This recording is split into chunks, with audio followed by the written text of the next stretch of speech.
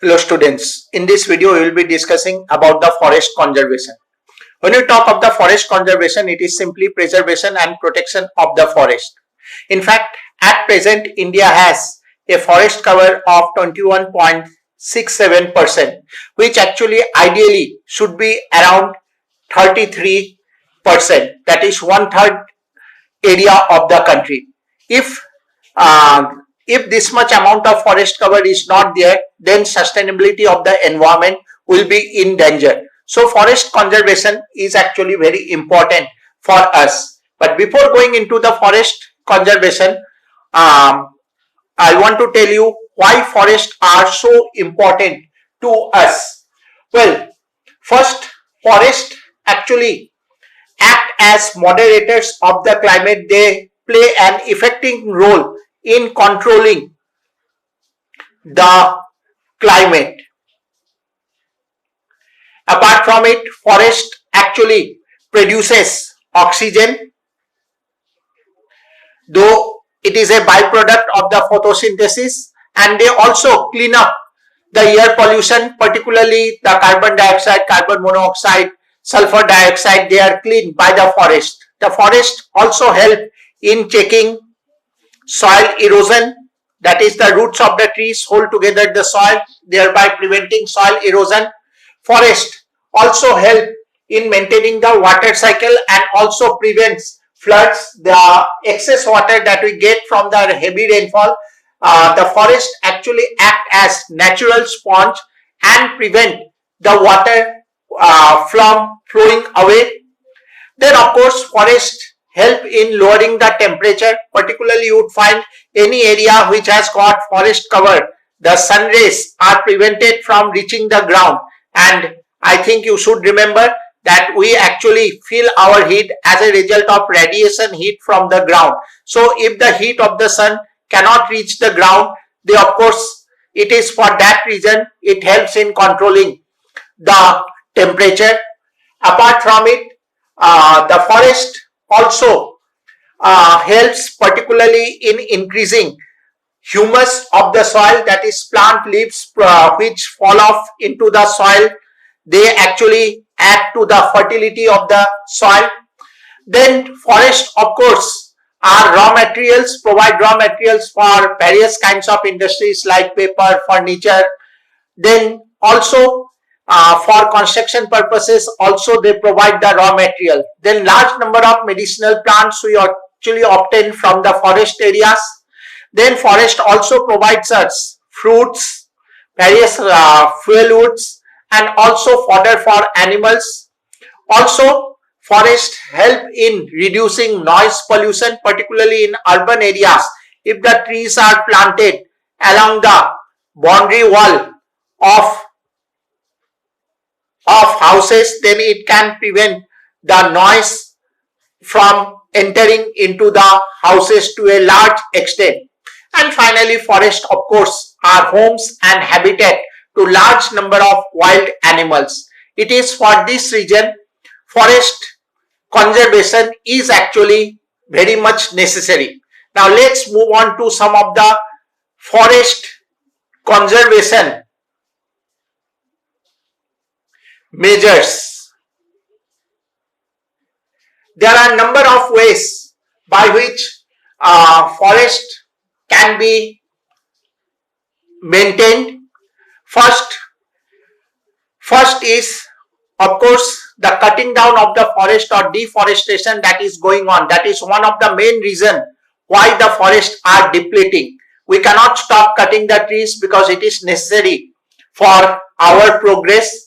But at least what we can do, we can cut the trees in a regulated and planned manner. That is, we can do selective cutting. Under selective cutting, only the overgrown trees can be cut. The trees which are young should not be cut. Then we can undertake what we call clear cutting.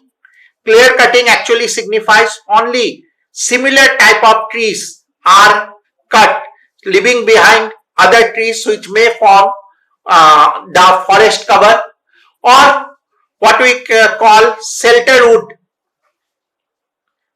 cutting. Shelter wood cutting cutting, particularly those trees which have been affected by parasites or which are broken down, only such trees are cut.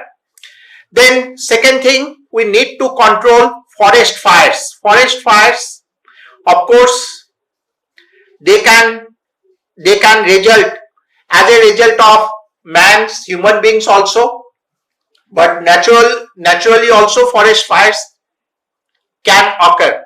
Whenever forest fire occurs, it becomes very difficult to control them. In fact, last year itself you may have seen television images where the Amazon forest of Brazil was burning.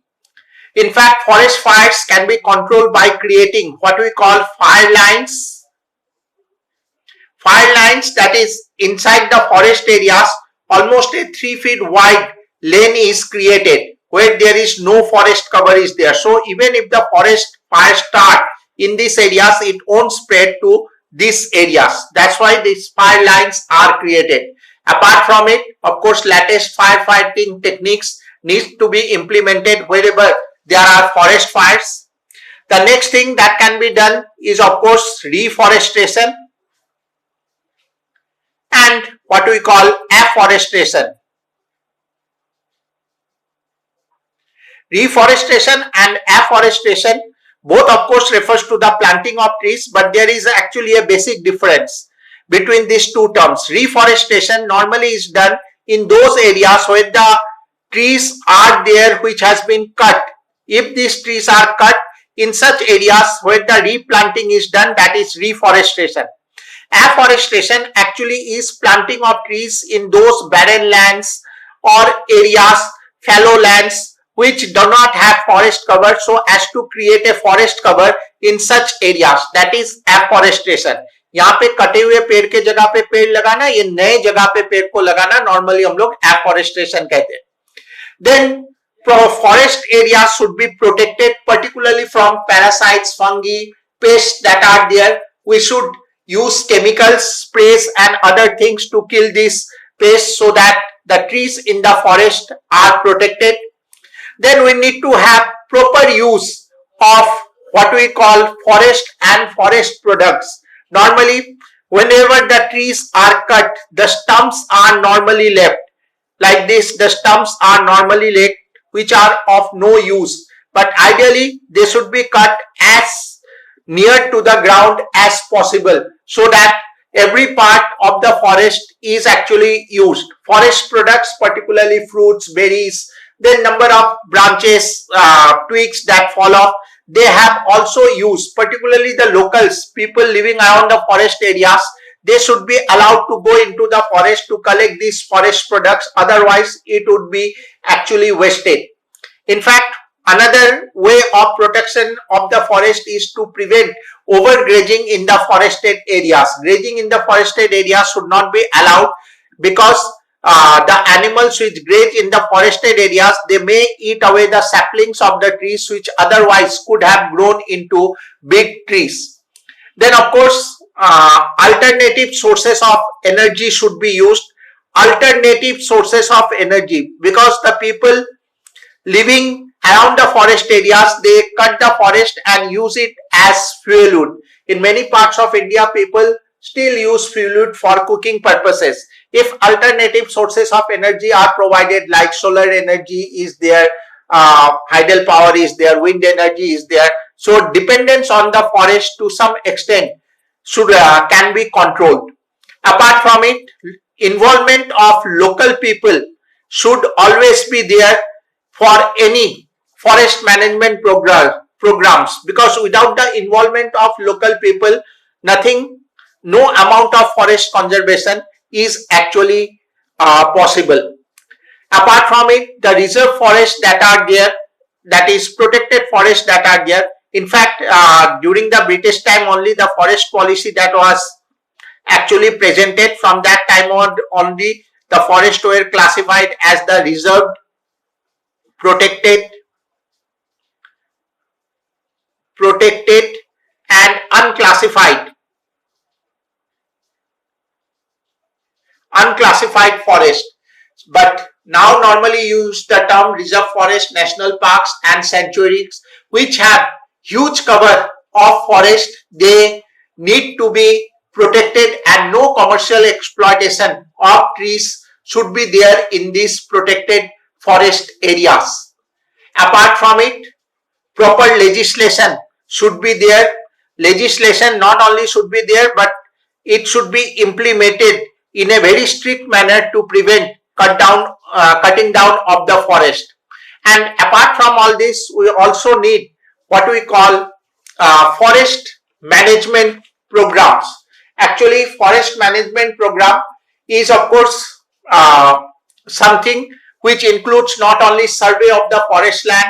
We should divide the forest into various kinds of categories. Then economic usage training should be provided to the people for the protection of the forest.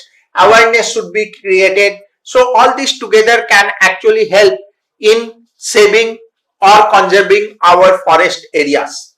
Now a little bit about two more things. One is of course national forest policy. In fact, India is among very few countries in the world to have what we call a national forest policy.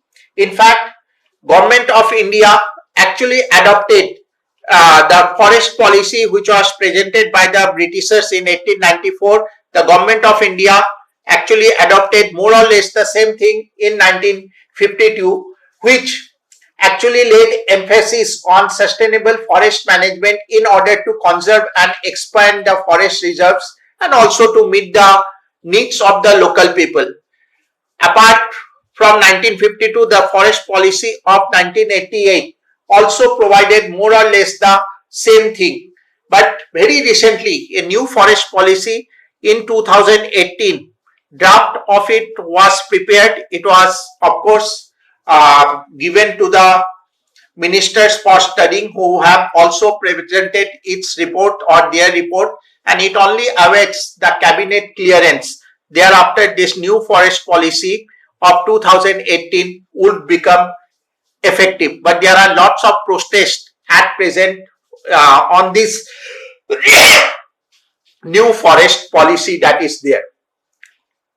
Well, apart from this, you need to know about social forestry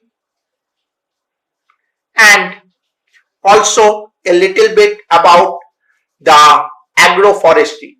Social forestry is actually management and protection of the forest and afforestation of the barren lands, particularly with the aim of helping the local people. In fact, it is called social forestry only. It is said social forestry is of the people,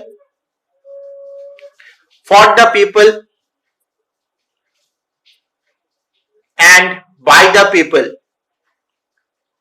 In fact, under this scheme, all the barren lands that are there, agricultural lands that may be lying, or village lands outside the villages, barren lands that are there, then lands beside the railway tracks, in these barren lands, trees should be planted. The planting of trees should be done in such a manner that they should attain quick maturity, jaldi bada ho jana chahiye, and also provide some kind of benefit to the people who live in the vicinity, particularly to the village people. In fact, the social forestry scheme in our country is actually implemented by though the government provides the funds, it actually is implemented by the panchayats that are there. They are the ones which decide which areas to be planted, trees needs to be planted. The main purpose is actually to prevent the people to actually go into the forest areas in search of fuel wood or other things. To prevent that only, it is the main purpose of the social forestry scheme. Apart from that, agroforestry. Agroforestry actually is a part of social forestry only. It actually very simply means agriculture and forestry together. Normally in the agricultural lands, you would find particularly the peripheries of the lands that are there or between two agricultural fields. This piece of land, जिसे normally पगडंडी जैसा area रहता है, in this piece of lands trees needs to be planted. If the trees are planted along the edges, of course, number of benefits are there. First, it will prevent soil erosion. Second, when the trees mature, they can provide an additional source of income to the people, to the farmers also. Well, in India, the Forest Research Institute is actually located at Dehradun. In Uttarakhand, the Forest Research Institute is located, and also this Agro Research Center is located in Jhansi, that is in Uttar Pradesh. Though this chapter is not very much important from your examination point of view, but certain questions, particularly this social forestry, is actually important from your examination point of view. In fact, I have given a note on the social forestry in the PDF file also. Please go through it and study the questions that are given along with these worksheets. One more thing I would like to point out. Many of you actually ask me the answers, providing they write the answers and ask me whether it is correct or not. Of course, you are free to do so. You are free to call me also. I have already told you, normally between 5 to 7 you can call me anytime for any queries. But if you are sending me the answers, please make sure whoever is sending the answer, they should have their own photograph in the profile picture of WhatsApp. WhatsApp का profile picture में तुम्हारा अपना तस्वीर होना चाहिए. Then only you can send. I will definitely correct all the objectives which you want me to correct. Okay. Have a good day.